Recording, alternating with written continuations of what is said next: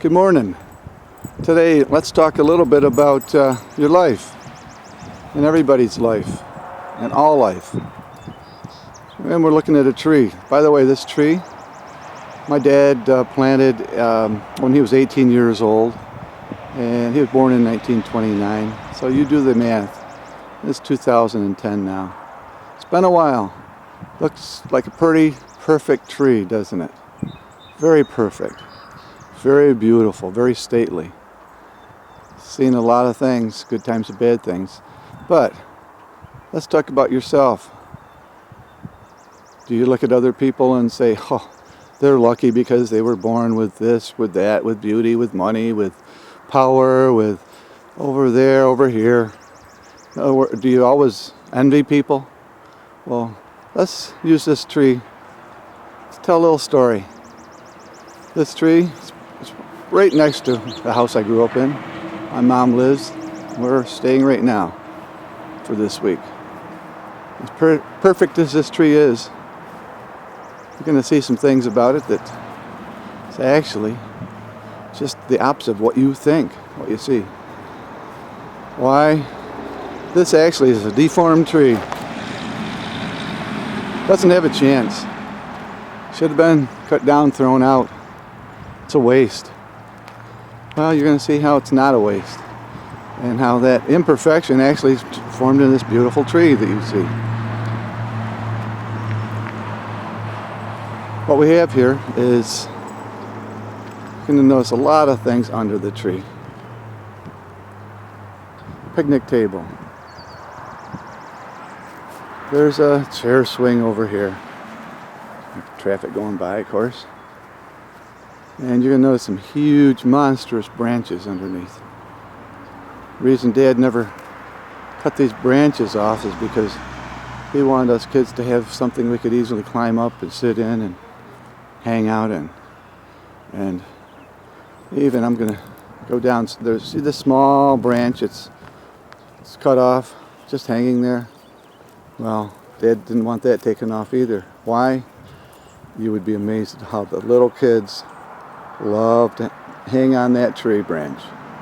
They love it. Still there. Lots of kids still hang on it. If you're a small kid, you can still reach it. But anyway, look at those massive tree branches, excuse me. Beautiful. Now, what you're going to see, the imperfections. And by the way, are you perfect? Am I perfect? Well, we can make lots of excuses. Lots of them. But let's look at how we should make our imperfections, overlook them, move on and upward. In this case, both literally and figuratively.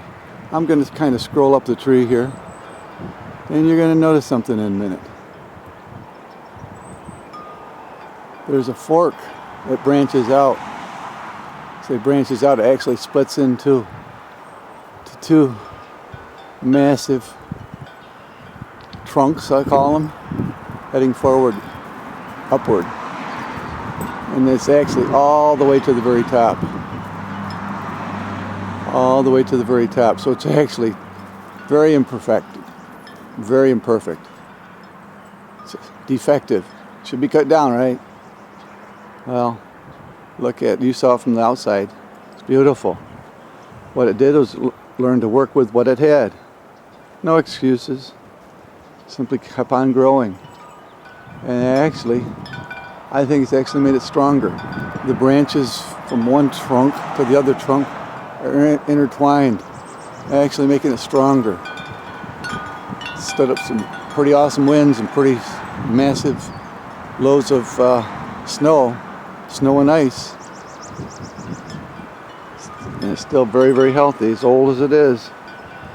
So you think that anytime you feel sorry for yourself and you point the fingers at others, say, poor me, I'm not lucky, think of this tree.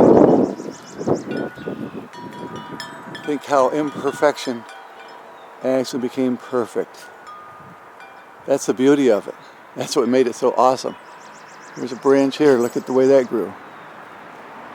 Actually grew facing straight upward. Is that perfect? I don't think so. Look at it. Curve in it. Beautiful. Lots of these branches curving upward. It's amazing.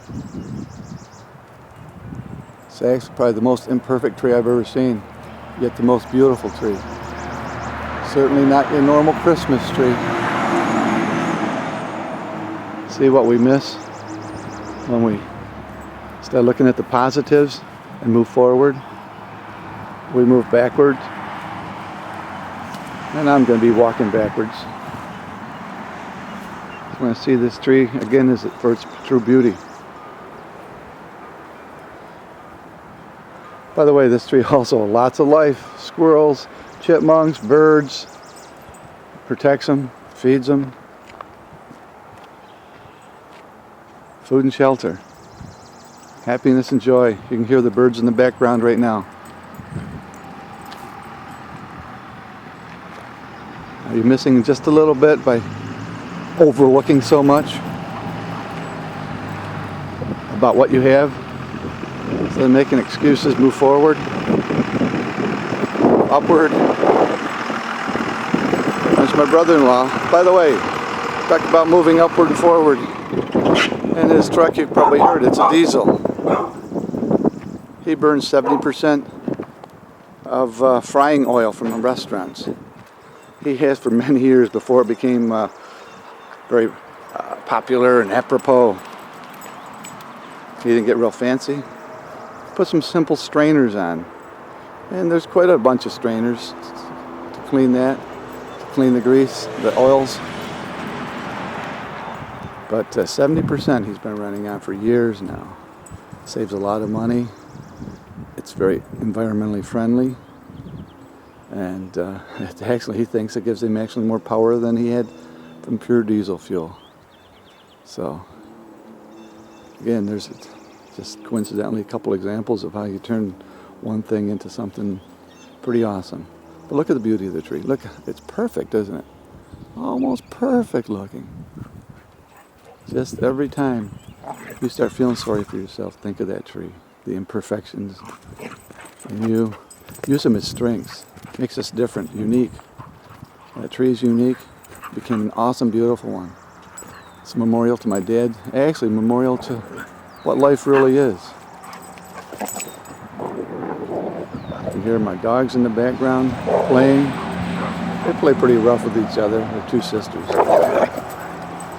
But anyways, glad we had this time together. And check out danblecha.com, Friends of Mankind. And our Easy Rider motorcycle training, easyridertraining.com.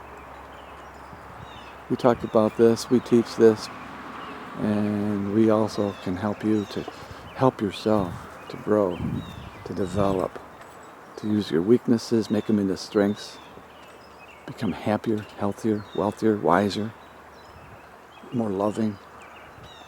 And you're going to see how all the little things you've been doing totally incorrectly would actually been sabotaging your life, making your life not so good, making you unhappy.